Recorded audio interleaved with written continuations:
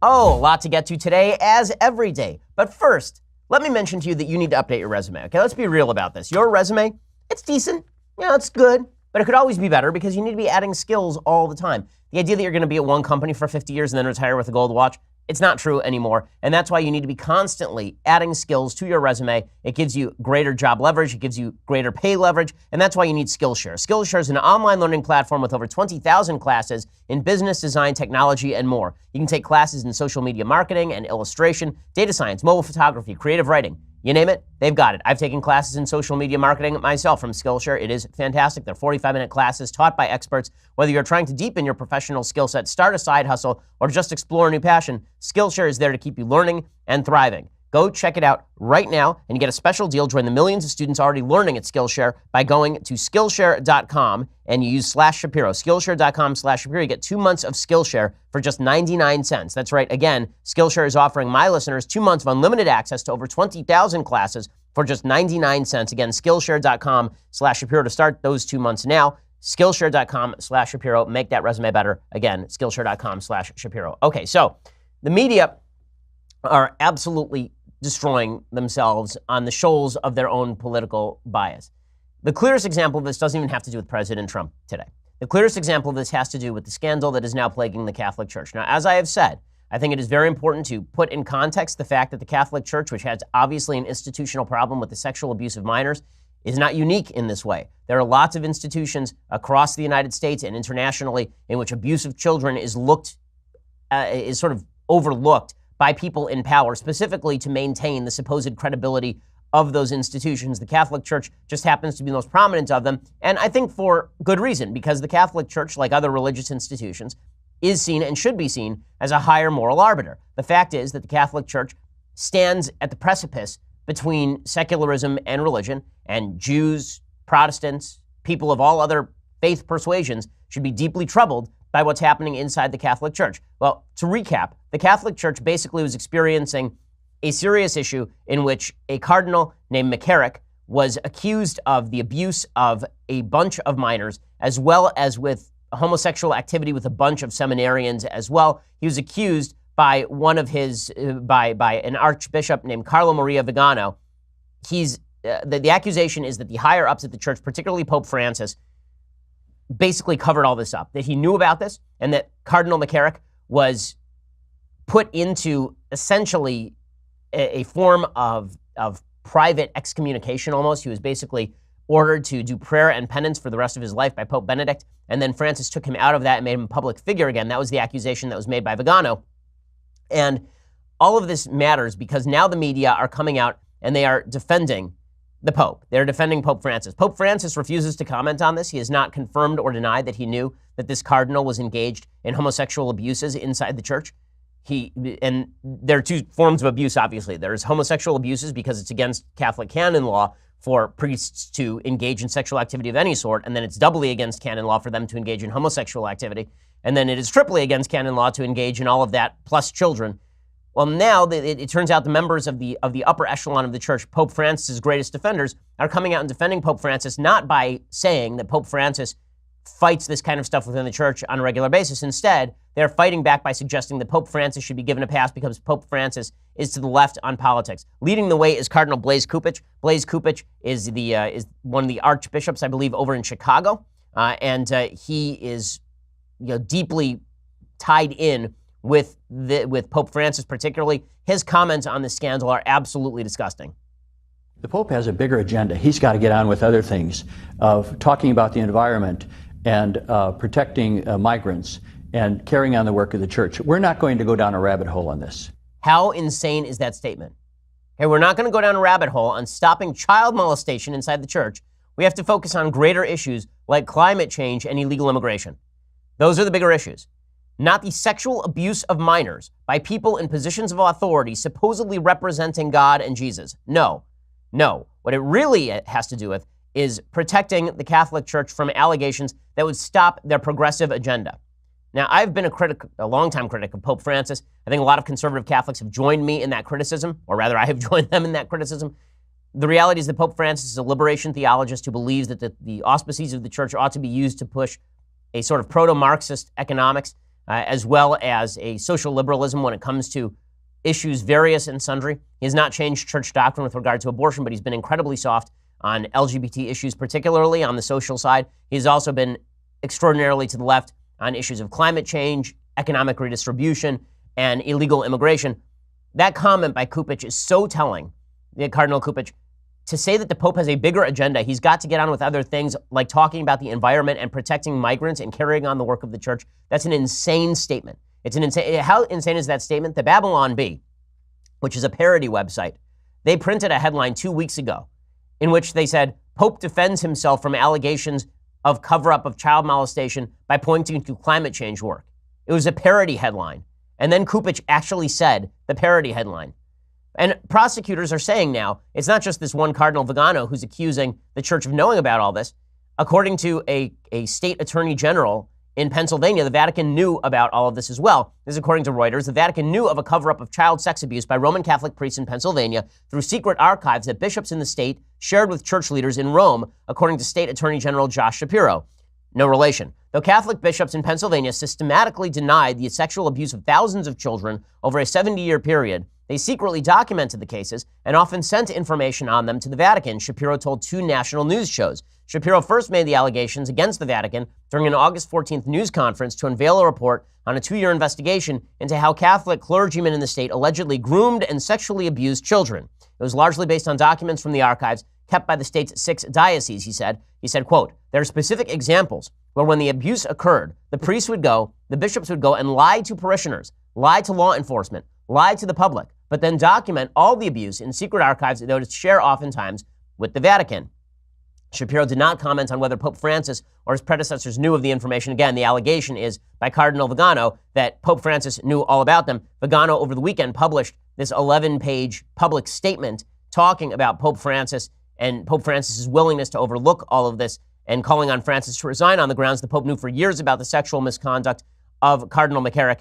Vigano said he told the Pope himself 5 years ago, a little more than 3 months after Francis' election, and Francis reacted badly to that and put pressure on him in the opposite direction, was actually angry at him for having revealed any of this stuff. George Weigel is a senior fellow in Catholic Studies at the Ethics and Public Policy Center in Washington, D.C. He said, Vigano is a loyal churchman. If he is making these allegations now and calling for Francis' resignation, it is for the gravest reasons. Now, how are the media treating all of this? You would imagine the media might be a little upset.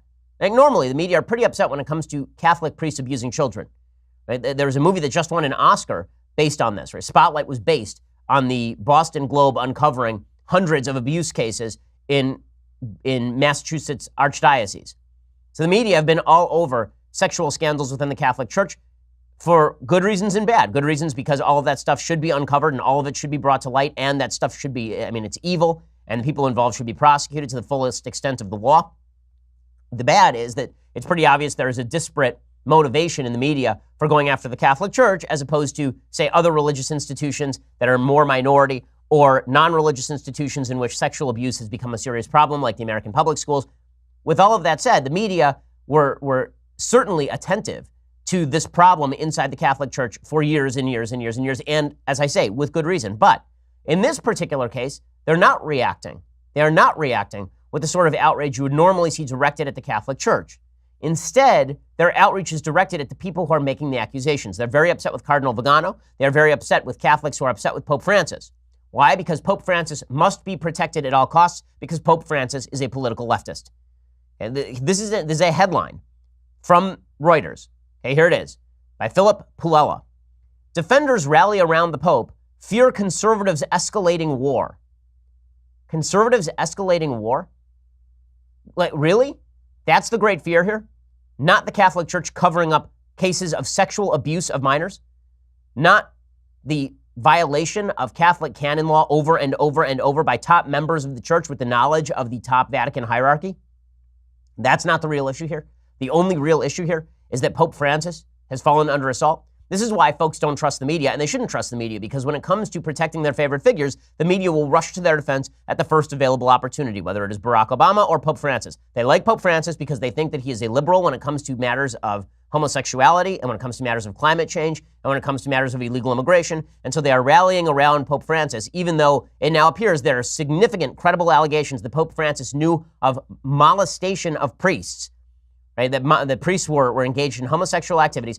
Part of this is that the media are deeply uncomfortable with any attempt to correlate the problem of a homosexual subculture inside the Catholic Church and the problems of targeting abuse of minors. So the fact is that Cardinal McCarrick, the accusations made by Vigano, don't actually even extend to the abuse of minors. They just extend to Vigano basically having a bunch of homosexual affairs with seminarians and pressuring those seminarians into sex. The media doesn't think that's a bad thing, and so they're angry that conservatives are talking about that in the first place.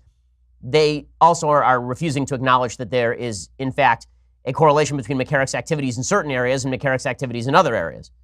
And there are certain uncomfortable truths that no one is allowed to speak about the culture of the church and the targeting, particularly of young males in the church. Okay, the reality is that a disproportionate number of the victims of sexual abuse for minors in the church have been male, which is a something that the media don't want to talk about, specifically because they think that will then be used as a way to club homosexuals and gay and lesbian folks and tar them as innate child molesters.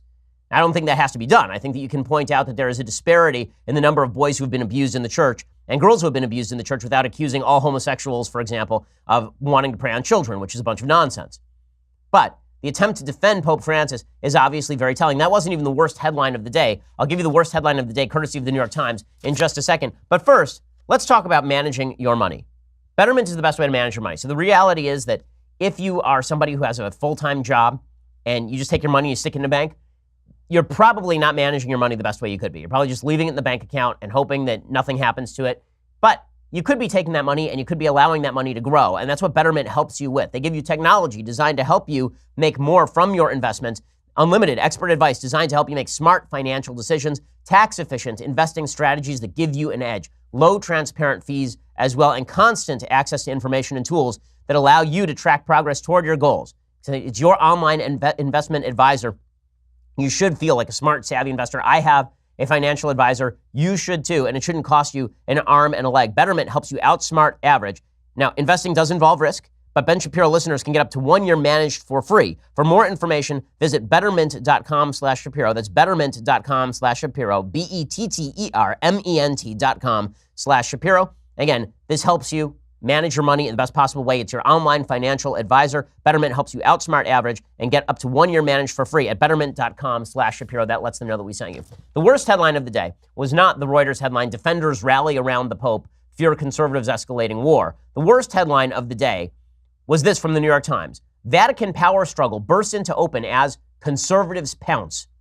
So this has become sort of a meme on the right, is that when the media report on issues that are harmful to the left, it's never leftists within the church defend Pope as he covers up sexual abuse, allegedly. That's not the headline. The headline isn't leftists in the media cover for Pope as Pope undergoes allegations of sexual abuse cover-ups. That's not the line. The line is conservatives pounce.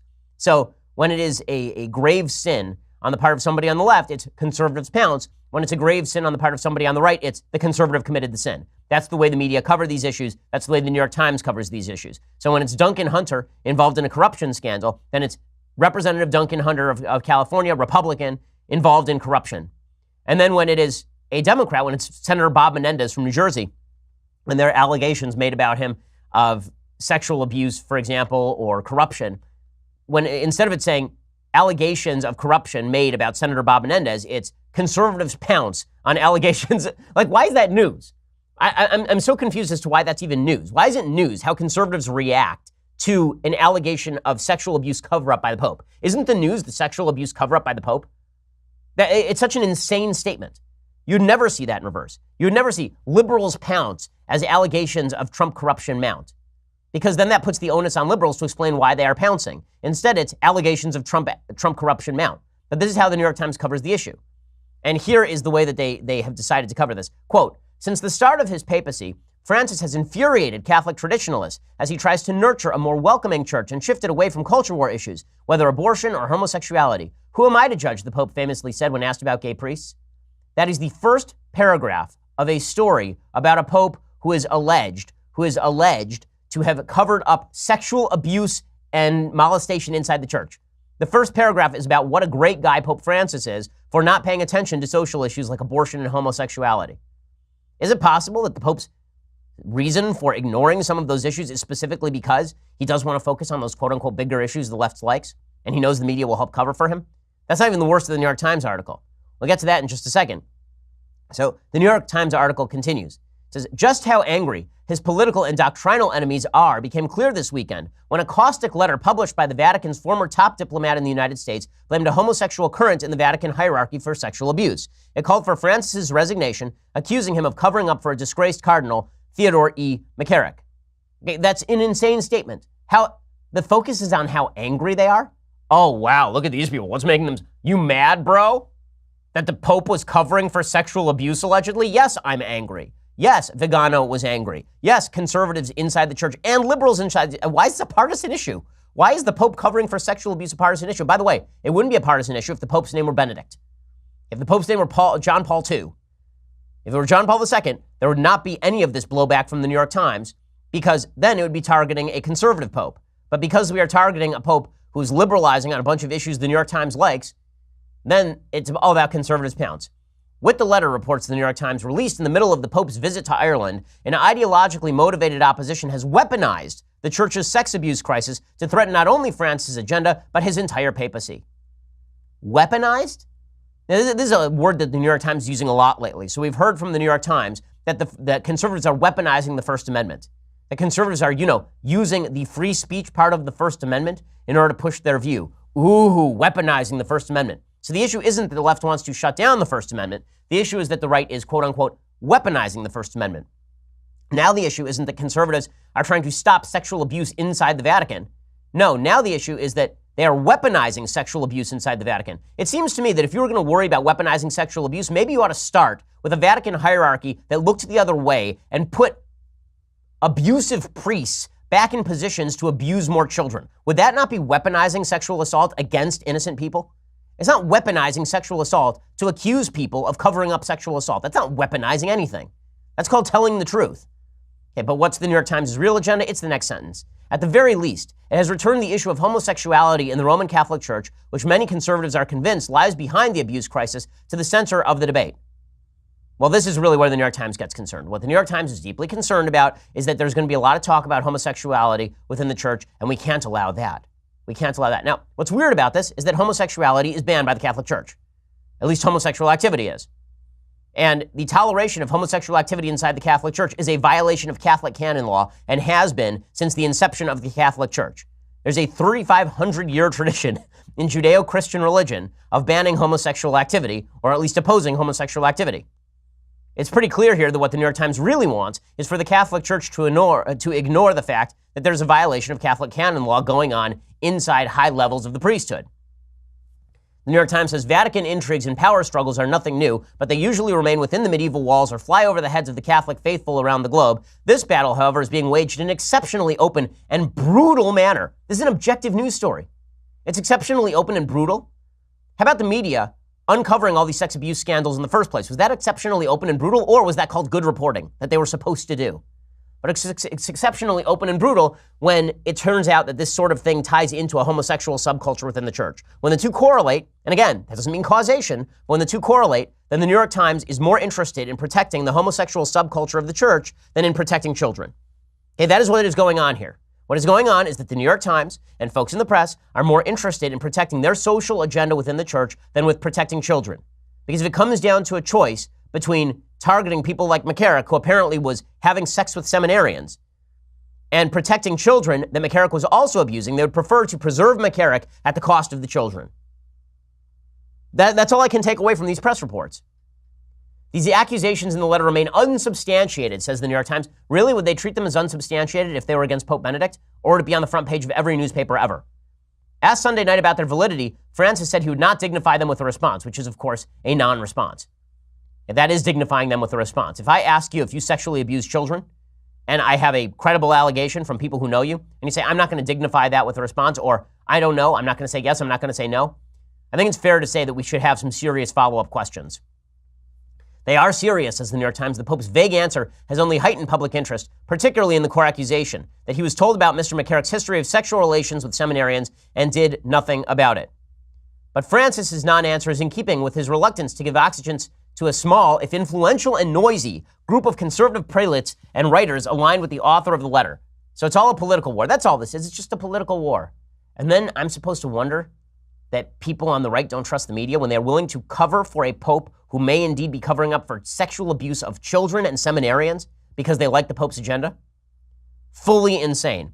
And that's not the limit of how far the media went in the last couple of days on a variety of issues. We'll get into their insane defense of Antifa in just a second. But first, let's talk about your investment. So Robinhood is an investing app that lets you buy and sell stocks, ETFs, options, cryptocurrencies, all commission-free. They are striving to make financial services work for everyone, not just for wealthy folks. So if you're into trading, you ought to be looking at Robinhood because there is no commission fee. Other brokerages charge up to $10 for every trade. Robinhood doesn't charge commission fees. You trade the stocks and you keep all your profits. And it's easy to understand because they use these great charts, market data. You can place a trade in just 4 taps on your smartphone. I've looked at Robinhood. I've seen how easy, user-friendly it is. My assistant uses Robinhood on a regular basis. She's into the trading.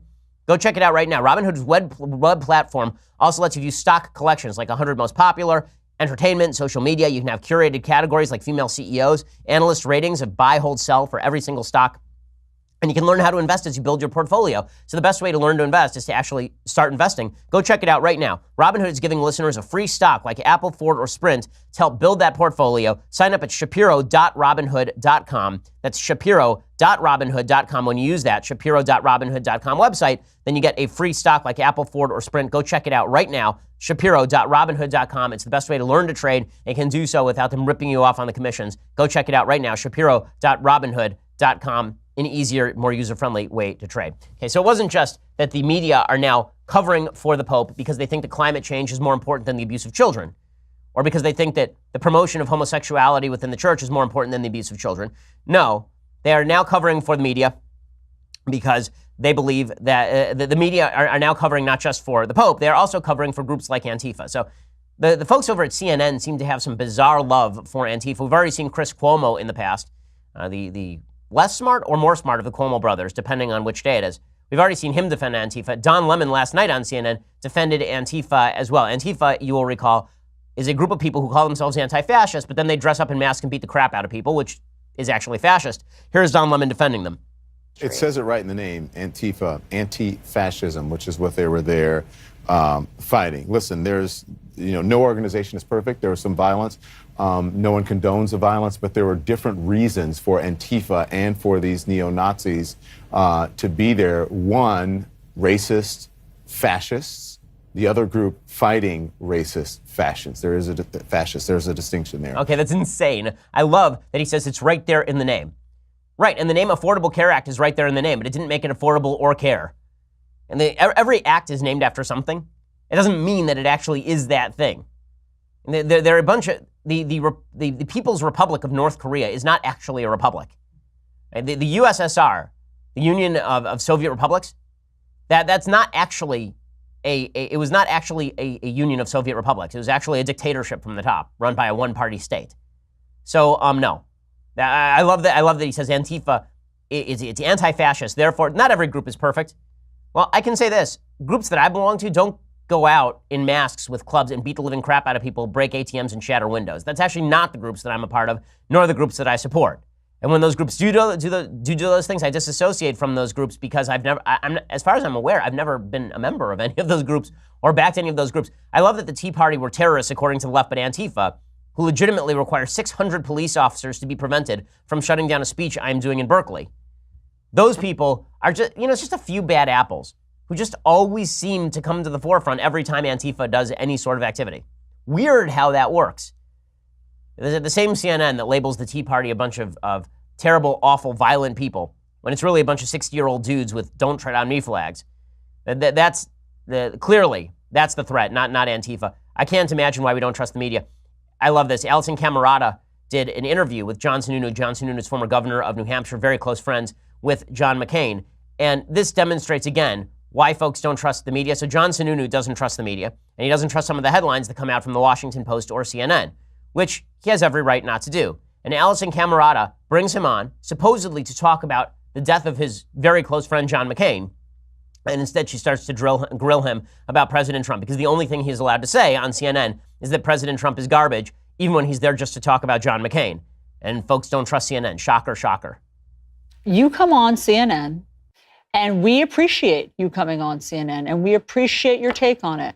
But I don't appreciate you denigrating our reporting. I think that we have excellent reporters here. But are you saying that you don't want to believe that? You don't want to believe that President Trump would do that about John McCain? I'm saying that I don't want to comment on a report that I haven't satisfied myself is correct. Okay, and that's the way CNN's going to approach this. Any questions about CNN are off the table. By the way, CNN analyst Jeffrey Toobin yesterday claimed that any criticism of Antifa was Donald Trump's appeal to racism. Okay, Antifa is whiter than the local branch of the KKK. I mean, Antifa is a bunch of white people. Every time there are a bunch of arrested in Antifa rally, it is always a bunch of white people. So that's pretty astonishing stuff from the media, all of which has driven a lot of the support for President Trump's rips on the media. So this was actually quite funny. Yesterday, President Trump was meeting with the head of FIFA in FIFA? It's a soccer association. FIFA, I don't care. I don't really care. Thanks for the correction, Alex. Don't care. Okay, but the president was meeting with the head of FIFA McFIFA, the head of the soccer association, and he actually turns to the press and gives them a red card, which is actually pretty funny. Yellow card is a warning. Yeah. And when you want to kick out someone,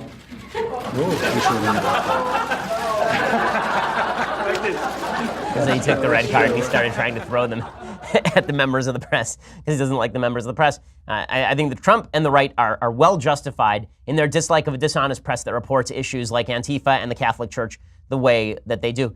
Also, the media's malfeasance here drives a lot of fear, and that fear drives bad politics. So yesterday, President Trump was excoriated for statements that he made to members of the evangelical community. As per NBC News, President Trump was talking to a bunch of evangelical leaders at the White House, and he said, the level of hatred, the level of anger is unbelievable. Part of it is because of some of the things I've done for you and for me and for my family, but I've done them. This November 6th election is very much a referendum on not only me, it's a referendum on your religion, it's a referendum on free speech and the First Amendment. He said if the GOP loses, they will overturn everything that we've done, and they'll do it quickly and violently. And violently, there's violence. When you look at Antifa and you look at some of these groups, these are violent people. Well, I disagree that we're going to look at a violent overturning from the bottom up of the First Amendment. What I do see from the left is that level of anger and level of hatred directed at religious people, and it's very real, unless that religious person happens to be somebody that folks on the left believe is going to overturn the priorities of conservatives. If it's Pope Francis, then he has to be praised to the skies and protected even if he is covering up for sexual abuse. If it is an actual conservative, then they will attack that conservative up and down. So I think that the left ignores its own role in driving the polarization. They like to pretend that Donald Trump, the universe began with Donald Trump, with the birth of Donald Trump. The coverage of the press in other areas of human life, including the coverage of the church scandal or Antifa, demonstrates that reactionary politics is alive and well on both sides. I think that this fight was started by the left. I don't like how the right has responded to the left, but that doesn't mean that the left didn't start this fight and that the right doesn't have pretty good reason to worry about the excesses of the left if the left should ever take power. Speaking of the excesses of the left, I mean, you wonder why we don't trust folks on the left to have power. Maybe it's because they seriously write articles like this. I love this one. It's so astonishing. It's from Daisy Alioto over at Vox.com. So, full disclosure, I have a couple of people with whom I am friendly at Vox.com, but overall, Vox is a steaming pile of human debris. It is just an awful, awful website, and they print garbage pieces on a regular basis. And in just a second, I'm going to give you the latest of the garbage pieces. But first, let's talk about you exercising your Second Amendment rights. Now, I'm not just talking about you going hunting or going sport shooting or something like that. I'm talking about the real reason that the founders wanted you to have a gun, which is to protect your family, protect your home, protect your community, and protect your country. Well, the folks who care the most about that are the folks over at Bravo Company Manufacturing. It was started in a garage by a Marine vet more than 2 decades ago to build a professional-grade product that actually meets combat standards. BCM believes the same level of protection should be provided to every American, regardless of whether you're a private citizen or a professional. If you have to protect yourself, you need a gun that works. BCM is not a sporting arms company. They design, engineer, and manufacture life-saving equipment, and they assume that each rifle leaving their shop will be used in a life or death situation by a responsible citizen, law enforcement officer, or soldier overseas. Every component of a BCM rifle is hand-assembled and tested by Americans to a life-saving standard. Of course, they apply by every applicable law, and they understand that if the time comes somebody's in your house, you're going to need a gun that works. BCM feels a moral responsibility as Americans to provide tools that will not fail the user when we're not just talking about a paper target, it's somebody coming to do you harm. To learn more about Bravo Company manufacturing, head on over to bravocompanymfg.com. You can discover more about their products, special offers, and upcoming news. That's bravocompanymfg.com. Again, go check them out. Their videos are really astonishing and quite cool. Go check them out at youtube.com/bravocompanyyusa. That's bravocompanymfg.com or youtube.com/bravocompanyyusa. These are folks who know why we need guns and put together exactly the kind of firearms that you need if you got to protect yourself. bravocompanymfg.com. Go check them out right now. Okay, in just a second, I've talked a lot about media ridiculousness today, but this one takes the cake. We'll get to that in just a second. $9.99 a month gets you a subscription to Daily Wire. The rest of this show live, the rest of Klavan's show live, the rest of Knowles' show live, if that's something you're into. Plus, with the annual subscription, you get this. The very greatest in all beverage vessels, the leftist tears hot or cold tumbler. Refreshing to both mind and spirit, as well as body. You can check that out right now with your annual subscription. It's cheaper than the monthly, so go check that out. Also, when you subscribe over at YouTube or iTunes, you get access to our Sunday special. This week, our Sunday special features one of my favorite authors, Professor Edward Feser. Professor Feser is the author of 5 Proofs of God's Existence and a variety of other philosophical books, really good philosopher, and we talk about his logical, secularly based proofs of God's existence and what we lack in a society that doesn't believe in God anymore. Professor Ed Feser, here's a little bit of what we talked about. Hi, I'm Edward Feser, the author of 5 Proofs of the Existence of God. And this Sunday on the Ben Shapiro Show Sunday Special, we'll be talking about the book and about the traditional arguments for the existence of God. Okay, and it is totally worthwhile. It is deep stuff. I mean, get ready. I mean, get your scuba gear ready because we go deep on this particular topic. It's not the easiest stuff, but it is, I think, some of the most informative stuff we've ever done on the Sunday Special. So go check that out right now. We're the largest, fastest growing conservative podcast in the nation.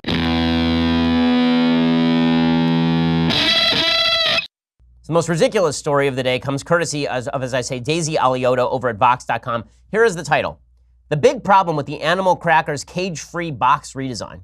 So we covered this a little bit earlier this week. Animal Crackers, it's Barnum's Animal Crackers. It's based on the circus. Now, Barnum and Bailey Circus is no longer operational because they no longer use elephants and people stopped going because it was supposedly cruel to animals. So they fixed the box to get rid of the bars that were holding these animals inside a circus or a zoo or whatever. And now the animals are sort of randomly roaming free across the savannah in what looks like a multicultural gang. There's like a zebra, an elephant, a lion, a giraffe. It looks like a band photo, except for wild animals from Africa. And it's his new look, same great taste. But it's so funny. The folks on the left are like, people on the right are really upset about this. I wasn't upset about it. I just thought it was hilarious and stupid that this was like a top priority for folks on the left and at PETA, people for the ethical treatment of animals. But folks on the left are actually upset about the new box redesign. This is almost, as someone said online, the platonic ideal of a Vox.com article. The big problem with the Animal Crackers cage-free box redesign. Here's what it says. Nabisco's Animal Crackers are a staple of American snack food aisles, and the box, a red and yellow rectangle featuring brightly colored circus animals cavorting in cages, is instantly recognizable. Just last week, though, Nabisco's parent company, Mondelez, announced it will change the design of the box. Instead of depicting the animals behind the bars of a circus wagon, it will show them striding free along a savanna. The change is the result of a recent successful lobbying effort by PETA, which said no living being exists simply to be a spectacle or to perform tricks for human entertainment, yet all circuses and traveling shows that use animals treat them as mere props, denying them everything that's natural and important to them. So they had to change the box because PETA said that no living being exists simply to be a spectacle or perform tricks for human entertainment, which ignores PETA, which exists solely to be a spectacle and provide tricks for my entertainment.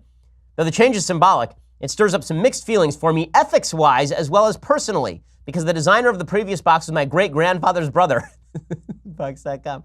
Swapping the art on the box doesn't address the real issue PETA raises, but it does do a disservice to my uncle's art and legacy. My uncle's design was about joy, not cruelty. The New York Times reports the design had been in place since 1902, but according to the paper's own records, commercial artist Sidney Stern, my great-granduncle, designed the recognizable packaging in 1923. Uncle Sidney died in 1989 at age 99, 2 years before I was born, so I never got to meet him. But I believe his design wasn't about animal cruelty. He was thinking about joy. A vintage poster for his animal cracker design reads, "A circus for children," and shows the animals marching out of the box. Stern added a polar bear to the box so it would have more color variation and a string so the box could be used as an ornament. Much like his idea to call a new cracker Ritz, despite it being the height of the Great Depression, his art thrived on being a light in dark time. His own life was far from easy. He was one of 6 siblings raised by Hungarian immigrants in a cramped tenement in Lower Manhattan. And it goes on like this for a long, but this is the best part. Redesigning the box doesn't remedy the inequalities in play. The inequalities on the animal crackers box. Norms like those since times have changed, including the public consensus around the prospect of animals being abused for entertainment. Yet the symbolic significance of changing the animal cracker box does little to dismantle the elements of capitalism that exploit animals, people, and the environment. When art and advertising bears the burden for corporate malpractice, the people involved in these changes get to feel good, but other mechanisms continue to thrive under the surface. This is the best part. Before she stepped down last year, Mondelez CEO Irene Rosenfeld was making 402 times more than the company's median worker, according to the Chicago Tribune. That's $17.11 million to the median of $42,000. In 2016, when Mondelez moved some of his production to Mexico, it claimed it gave the workers' union a choice between moving and another option, to chip away at the $46 million a year they would save by moving, a chance to save their jobs. That other option, a 60% pay cut, according to the LA Times. This level of corporate greed cannot be fixed with the new box design.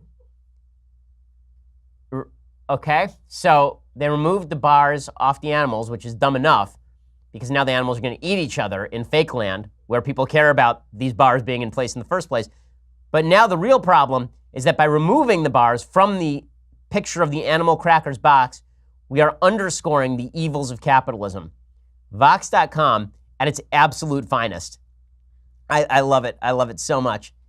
This author says, when I was writing about Uncle Sydney in 2016 for Food and Wine, I was able to get in touch with a former corporate archivist at Kraft, one of the people responsible for maintaining the company's historic records. She said after the merger, there was no Nabisco archivist and possibly no archive. As far as I know, the best archive of mid-century Nabisco box design is at Uncle Sydney's home in New Jersey, where the artwork fills multiple rooms. Do you know who designed the Campbell's Soup label? Probably not, but you certainly know Andy Warhol because he was a real artist. If you've seen Mad Men, you know that in-house artists and marketers often work in teams. Many gifted artists without the money to pursue a career in fine arts turned to commercial art as their day job and became nameless contributors to the brand's public face. They are the real victims. The real victims are all of the people who actually made the logos for these products. Society is set up so that we have to make small ethical choices because the biggest ones are too hard to tackle. Now my uncle's art has become a part of this cycle. So if you see me at the grocery store buying up remains of his public legacy, it's not because I don't care about the ethical treatment of animals or people for that matter. Or people, for that matter. It's because the animal crackers box is my Balthus. Wow. Vox.com, doing the work no one cares about because it's stupid. Speaking of media bias, there's a story that is worth noting here. So there's a lot of talk over the last year or so about this case from April 29, 2017, in which a white Texas police officer was shot to death, a black teenager named Jordan Edwards. This officer and Officer Tyler Gross had responded to a report of drunk juveniles and found teens leaving a house party on the night in question. Oliver claimed that he saw a car moving toward fellow Officer Tyler Gross, ignoring commands to stop. Fearing for Gross's life, Oliver said he fired at the car where Edwards and other teens had been riding.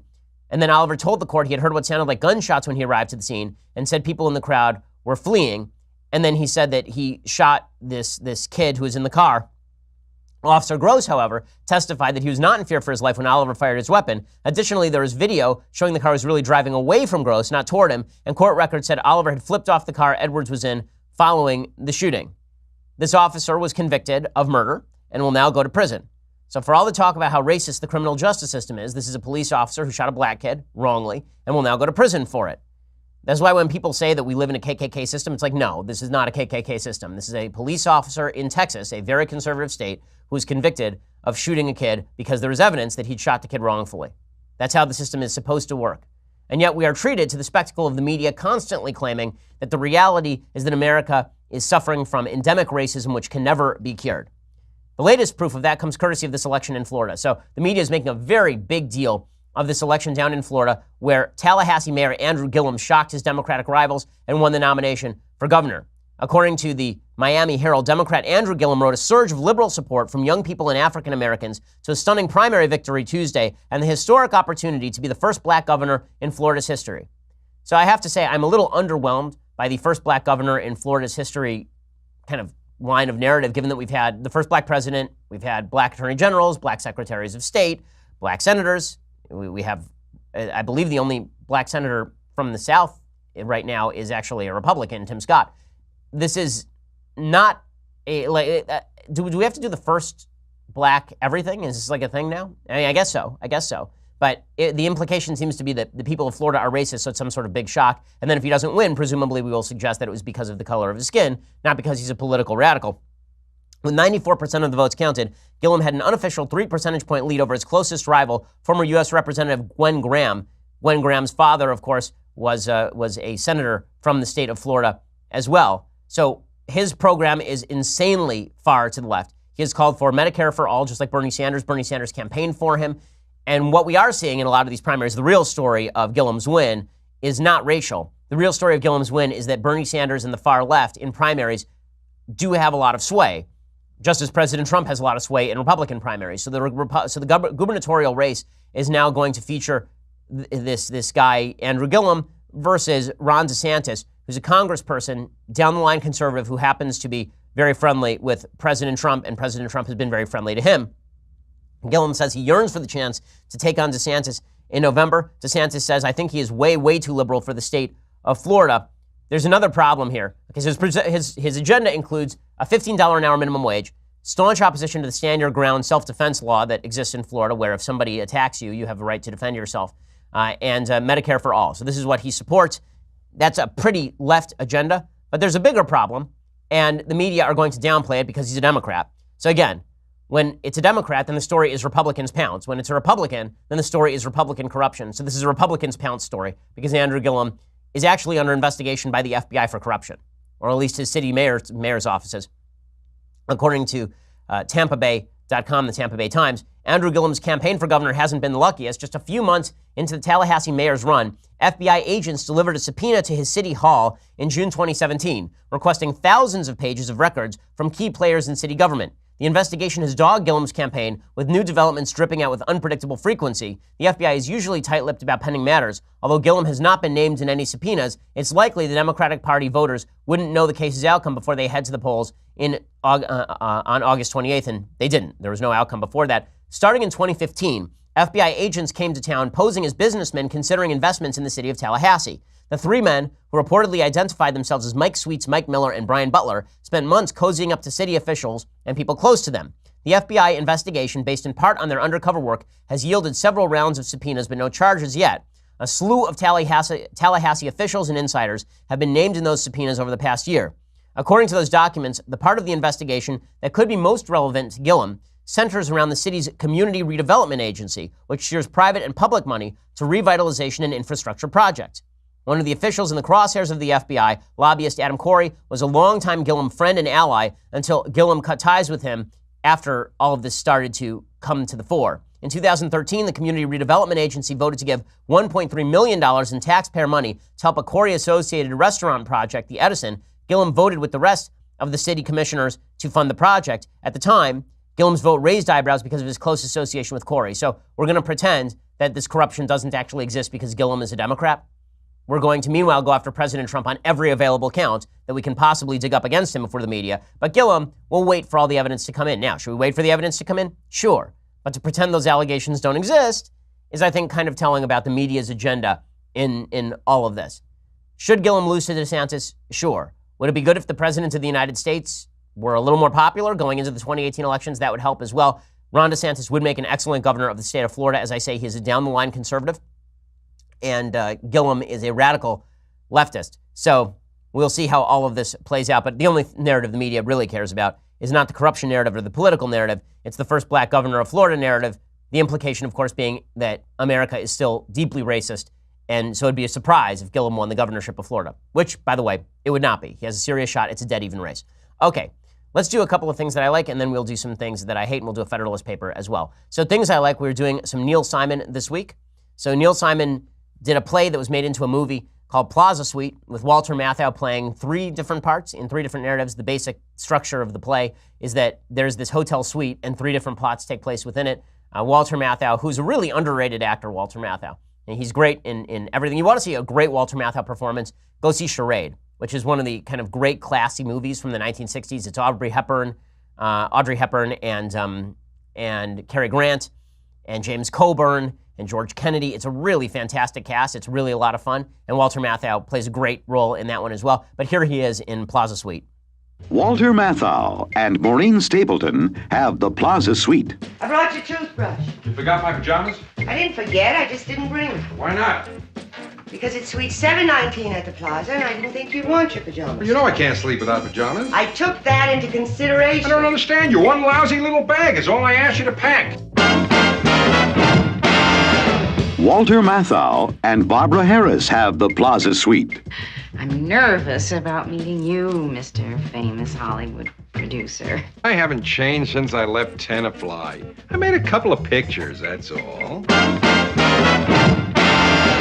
Walter So Matthau's great, and of course he's in a bunch of movies that were Neil Simon movies, basically because The Odd Couple was such a massive success. So go check that out. Okay, other things that I like. There's a very good piece today by Bjorn Lomborg. Bjorn Lomborg, of course, has become famous as the director of the Copenhagen Consensus Center, and he's famously well known as a guy who's very skeptical of a lot of the climate change claims that are made by folks on the ardent left. And he has a piece today talking about the solution to climate change and what it would actually cost. This is something folks on the left never want to talk about. They want to talk about the cost of climate change, which is fine. And then they use the most catastrophic sort of numbers to come up with their estimates, which is not quite as fine. You should really give a sort of range of outcomes and then talk about what's the probability of each outcome before you actually gauge what the solution is going to be, right? This is what we have to do in policy all the time. We gauge risk and benefit and risk and reward of every policy. So for example, whenever the left says, if it would just save one life, then we should do it. That's a really dumb gauge because pretty much everything would save one life. Virtually everything in the United States would save one life because there are 330 million people living in the United States. You can make that case for banning automobiles. If it would save one life, we should just ban automobiles. Well, it would save lives. It would also completely destroy the economy, make business wildly inconvenient, destroy a lot of people's, happiness and livelihood, but it would save one life. Well, Lomborg makes clear there are actual costs to a lot of the solutions being proposed by climate change, I would say alarmists in many cases. He says activists like World Watch argue a higher temperature will make more people hungry, so drastic carbon cuts are needed. But a comprehensive new study published in Nature Climate Change, led by researchers from the International Institute for Applied Systems Analysis, has found that strong global climate action would cause far more hunger and food insecurity than climate change itself. The scientists used 8 global agricultural models to analyze various scenarios between now and 2050. These models suggest, on average, that climate change could put an extra 24 million people at risk of hunger. But a global carbon tax would increase food prices and push 78 million more people into risk of hunger. Those areas expected to be the most vulnerable are sub-Saharan Africa and India. Shocking, because those are some of the most populous places and poorest places on Earth. Trying to help 24 million people by imperiling 78 million people is a very poor policy. We've heard similar stories before. In a few short decades, climate policy has often created more damage than the benefits it attempts to deliver, says Bjorn Lomborg. 10 years ago, a biofuels craze swept rich countries with full-throated support of green activists who hailed any shift away from fossil fuels. Food crops were replaced to produce ethanol, and the resulting spike in food prices forced at least 30 million people into poverty and 30 million more into hunger, according to UK charity ActionAid. If you want to eradicate hunger, there are more effective ways. Around 800 million people are undernourished today, mostly because of poverty. The single most significant initiative that could be undertaken tomorrow is not a policy that slows the global economy, but one that cuts poverty, a global trade deal, a global free trade, which of course is exactly correct. And he talks about the EU's climate policy. He says that will realistically cost $600 billion every year for the rest of the century, and at best it delivers a trifling temperature reduction of just 0.09 degrees Fahrenheit by the end of the century. Says forcing poor companies to reduce emissions does even more harm because cheap, abundant energy brings prosperity. For example, activists argue that Bangladesh should cut coal expansion. That would deliver global climate benefits worth nearly $100 million. But the foregone boost to the Bangladeshi economy would cost about $50 billion, which is why all of this talk about climate change solutions is basically a rich people problem. You see a lot of folks in the EU and the United States talking about it. If you're a person living in a developing country, what you're most worried about today is ensuring that you don't die and that your kids don't die. This is not to say we shouldn't try and come up with solutions to climate change, but if those solutions involve the suffering of more people than the actual problem, then you're doing it wrong. Okay, time for a couple of things that I hate. Okay, so a couple of things that I hate. So there's a report today that sexually transmitted diseases are on the rise in the United States, according to new data from the Centers for Disease Control and Prevention. In fact, nearly 2.3 million cases of chlamydia, gonorrhea, and syphilis were diagnosed in the U.S. in 2017, surpassing the record set in 2016 by more than 200,000, according to CDC scientists. Experts say many factors have contributed to the rapid rise, though the biggest one may be less frequent condom use. It's less clear whether dating apps like Tinder have contributed in some way to the spread of STDs, though some researchers think they have. You want to know why there are more STDs? Because people are being more promiscuous. Wow. I know that was a shock to you. I know that you just had that blew you one out. That one blew you out of your seat. I know. And when you say people are being more promiscuous and having more random sex with random strangers without protection, that raises the rate of STDs. I know that you've been told by feminism that this is a great enrichment to human life. That you've been told by a variety of folks on the social left that more and diverse forms of sex is not going to have any cost. It's just going to enrich human happiness. Turns out, giant fail. Dr. Gail Boland, director of the Division of STD Prevention, says we have seen a steep and sustained increase over the last 5 years. Usually there are ebbs and flows, but the sustained increase is very concerning. We haven't seen anything like this for 2 decades. In the past, the majority of syphilis infections were seen in gay men, bisexual men, and other men who have sex with men. Boland told NBC News. I'm confused what that third category is. You already said gay men and bisexual men and other men who have sex with men. I'm not sure what that last category is right there.